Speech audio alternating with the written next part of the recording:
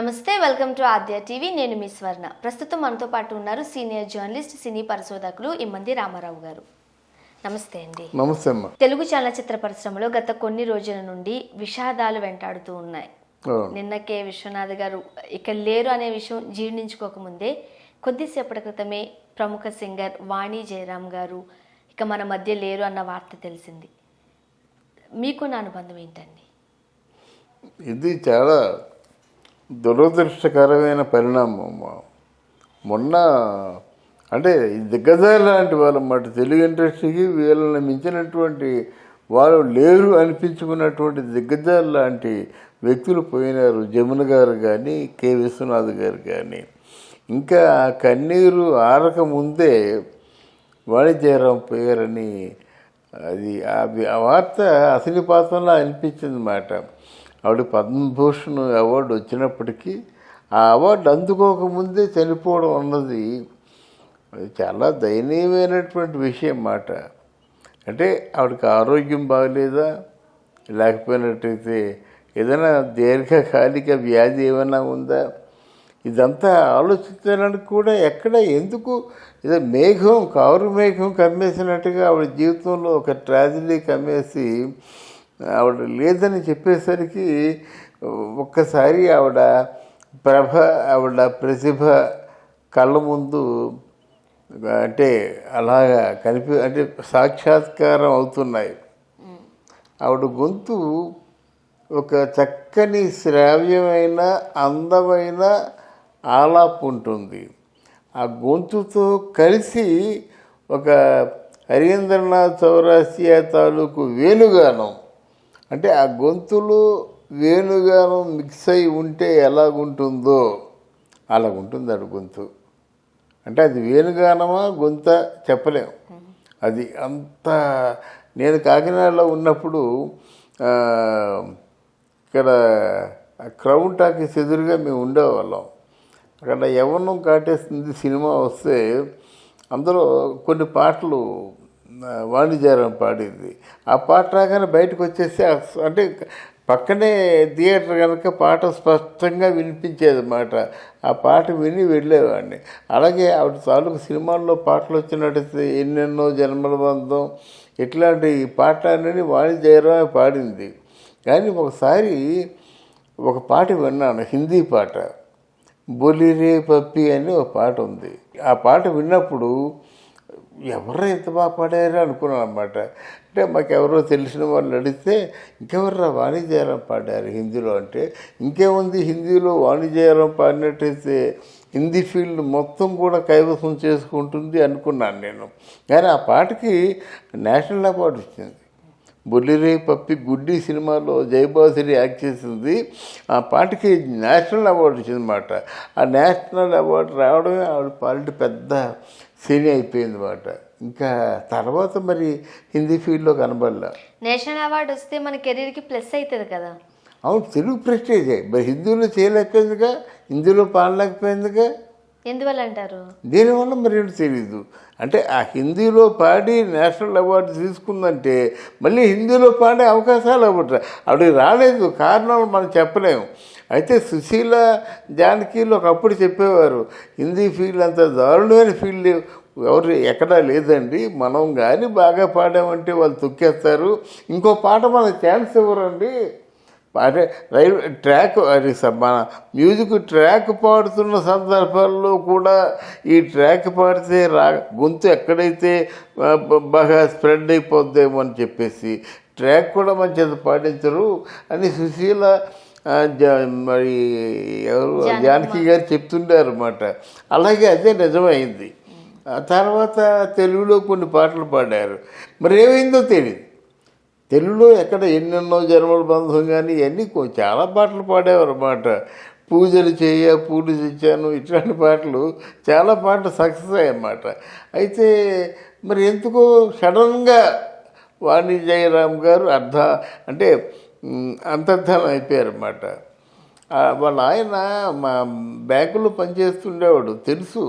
వచ్చి చాలా జాగ్రత్త జెంటిల్మెన్లా మాట్లాడుతుండేవాడు అన్నమాట. అయితే వాళ్ళకు కొంచెం ఆత్మాభిమానం ఎక్కువ. తర్వాత కేవలం విశ్వనాథ్ గారు పిలిపించి పాటించిన పాటలు తప్ప మిగతా పాటలు ఏమున్నాయి?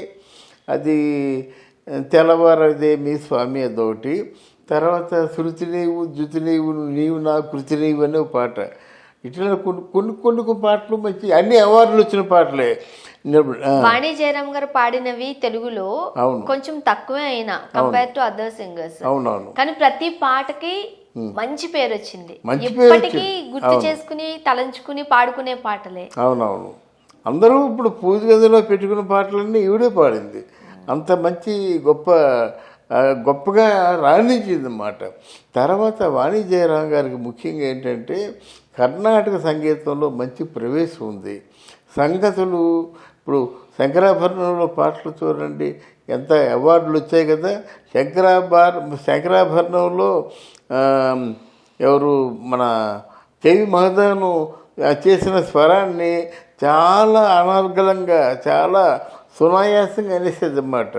బాలు కొంచెం కష్టపడ్డాడు కానీ ఇప్పుడు మాత్రం అసలు ఏమాసన కూడా జక్కకంట ఆ స్వరాలు చెప్పేసింది అన్నమాట. అది ఆవిడలో గొప్పతనం. ఆవిడ మామూలుగా ఇండియాలోనే మన సంగీత కళాకారుల్లో ఎవరికైనా మంచి పట్టుత్వం ఉందంటే మాత్రం అది వాణి జయరాం. వాణి జయరాం గారు ఎన్ని భాషల్లో పాడుంటారండి పాటలు? ఎన్ని భాషలు అంటే ఒక 5 భాషల్లో బాగా పాపులర్ అయ్యారు. అంటే తెలుగు, తమిళ, హిందీ, మలయాళం, కన్నడ మధ్య మధ్యలో ఏమైనా పాటలు పాడారు. అయితే వాణి జయరాం మొత్తం అన్ని పాటలు కలిసినట్టయితే 10,000 పాటలు పాడారని అన్నారు. కొంతమంది 20,000 పాటలు అంటున్నారు. 20,000 పాటలు అన్నది కొంచెం అతిశయోక్తిగా ఉంది కానీ 10,000 పాటలు పాడి ఉంటారు ఆవిడ. ఏ భాషలో తనకి ఎక్కువ మంచి పేరు వచ్చింది వాణి జయరాం గారికి? అంటే ఒక నేషనల్ అవార్డు వచ్చింది మాత్రం బాలీవుడ్కి, బాలీవుడ్లోనే వచ్చింది. తెలుగు భాషల్లో మిగతా స్టేట్ అవార్డులు జాతీయ అవార్డులు లేవు కానీ స్టేట్ అవార్డులు చాలా వచ్చాయి. ఏ పాట పాడినా అవార్డు ఆవిడకి. ఏ పాట పాడినా శంకరాభరణం నుంచి మొన్నటి పాట వరకు ఏ పాట పాడినా అవార్డు ఆవిడకి. అండ్ పి సుశీల గారు, జానకమ్మ గారు, చిత్ర గారు ఒక్కొక్కరిది ఒక్కొక్క కల్చర్ ఉంటుంది వాయిస్ కల్చర్ ఉంటుంది. వాణి జయరాం గారిది ఒక యూనిక్ గాత్రం. అసలు పిల్లల గ్రోలా ఉంటుందమ్మా.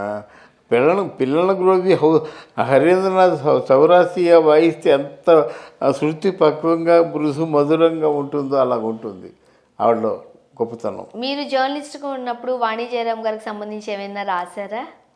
వాణి జయరాం మేము వెస్ట్ మాంబలంలో లెఫ్ట్ అంటే మేము కేకేనగర్ వెళ్తుండేవారు. వెళ్తే లెఫ్ట్ సైడు అపార్ట్మెంట్లో ఉండేదన్నమాట. ఆవిడ బ్యాంకులో పనిచేసేదో లేకపోతే వాళ్ళ ఆయన బ్యాంకులో పనిచేసేవాడు. మొత్తానికి ఇల్లు కలుసుకుంటుండేవాళ్ళం.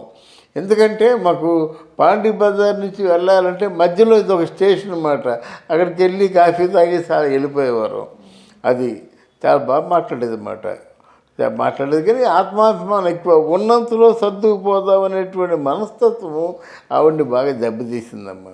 అంటే ఎవరి దగ్గరికి వెళ్ళి నేను పాట పాడతాను అవకాశాలు అలా లేదు. ఇప్పుడు సుశీల, జానకి ఉన్నారంటే వాళ్ళకి కొంతమంది ప్రొడ్యూసర్లు ఉన్నారు. వాళ్ళకి పాట ఇవ్వకుండా రికార్డింగ్ చేస్తున్నారంటే ప్రొడ్యూసర్లు వణికిపోతారన్నమాట. సుశీలమ్మకి పాట ఇవ్వకపోతే ఇంకేముంది, ఒక 5 పాటలు ఉంటే 3 పాటలు సుశీలమ్మకి, 2 పాటలు జానకమ్మకి. అంతేగాని వాణి జయరాం గురించి ఎవరు ఆలోచించేవారు కాదు. ఆయన జయరాం గారు అడిగేవారు కూడా కాదు.